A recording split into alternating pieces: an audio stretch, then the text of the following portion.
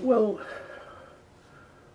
what is there any non-diabolical rationale for developed countries pressing to make African countries more susceptible to global food prices in the global market? In other words, this undercutting of subsistence farming, of the sort of off the books gardening and farming that could in fact could make the global cycles hurt less. Why? What rationale? I mean, one can certainly see from the standpoint of a company that's trying to sell food why you don't want people to have an alternative in their backyard. But certainly nobody's going to say that in public. So what is said in public about why you undercut subsistence agriculture? So I think a neoclassical economist would tell you that different areas of the world have different comparative advantages.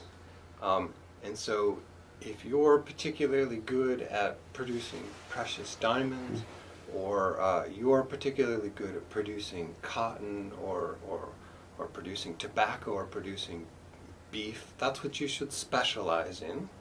So focus on producing those things which you're very efficient at producing, take that income and then purchase food with it. And then, everybody does what they're most efficient at, and then everybody wins. You trade, and we all come out better.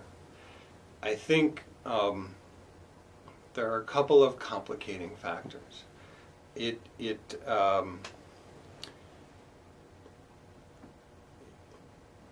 exposes you to a lot of risks, because usually what happens is your economy becomes more simplified over time, so you're concentrated in a few areas.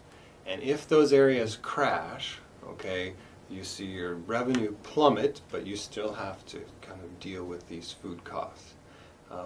So with, for example, the global economic slowdown, Botswana is a major exporter of precious diamonds. There's just less money in the global economy. People aren't buying as many diamonds, so Botswana saw its revenues drop.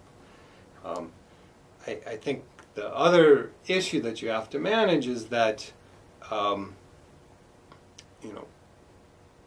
the rise and fall of food prices doesn't always happen with the rise and fall of whatever you're producing in terms of price. So I think a number of African countries have actually been in situations where they're producing a commodity that lots of other countries produce. There's overproduction. The price for that is dropping, while their food costs recently have been rising. So their revenues are going less far in terms of food purchases. And so if you're a subsistence producer, you, in a sense, you don't have to deal with these kind of vagaries and risks of the market, because irrespective of rising and falling prices, you will always have your food. I think the other kind of related to this same neoclassical economic argument is this notion that small subsistence producers are inefficient. There are a lot of stereotypes about African farmers as being kind of backward and primitive, so that they would argue, I think, that it makes most sense for large commercial producers using kind of the latest technologies to produce food. They can do that more efficiently, and then those farms get big, they displace the smallhold producers who become workers and then will buy that food. The evidence isn't really there to support the fact that large commercial producers are always more efficient. And I think what we've seen is that these large commercial producers because they use more energy intensive technologies, those, like I noted earlier, those food prices are going to go up when energy prices go up, and so you've got these workers making low wages that are going to struggle to feed themselves. So in all these different scenarios, it tends to be the small, worker whose food security situation is compromised. I was just thinking about insurance. I mean, the amount we pay for insurance is totally non-productive money. I mean, it just goes into a hole until we need it.